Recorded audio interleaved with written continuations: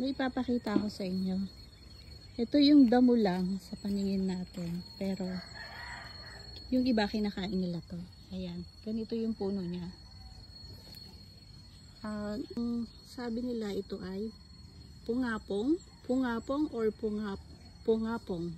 Ayan. Ganyan yung kanyang katawan. Ayan. Tumutubo lang siya dito. Kapag nag-uulan na. Ayan. Pag summer, wala ito. Ngayon lang nag-start ulit. Ayan. So, dito lang yan sa farm. Maraming ganyan. Nagkalat lang dito sa paligid. So, ayan. Malaki ang bulaklak niya. Yan yung mabaho. Sobrang baho ng ano nito. May nakita rin ako sa mga video ng iba. May mga bulaklak to. Napakabaho. So, yun siya. Pungapong ang tao dyan. Ayan, ito. Ayan, pwede na siguro to. Mas mataba yung kanyang katawan. So, ganito ang itsura niya sa taas.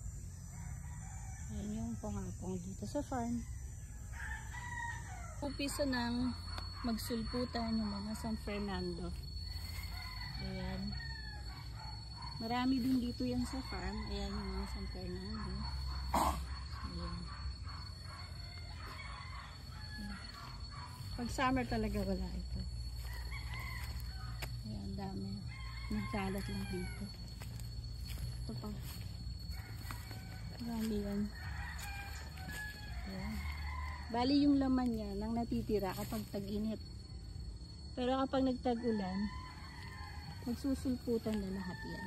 Marami yan dito sa farm. Bilang pang sinigang yun yung gabi. Meron din dito, kinakain nila, ginagataan daw ito.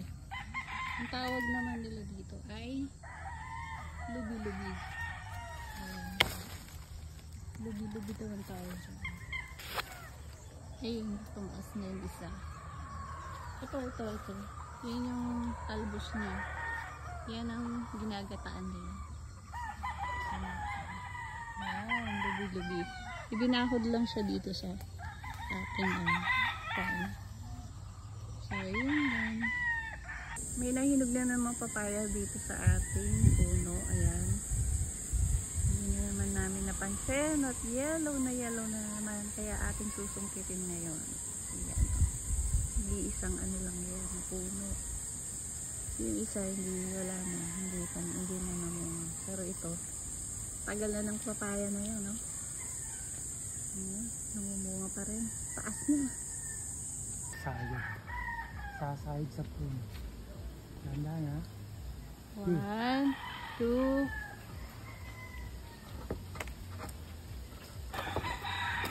Lamog na. Isa pa.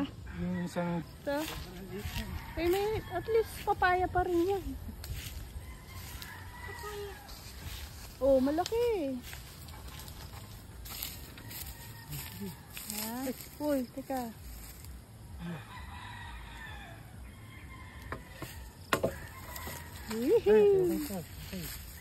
So, eto na siya.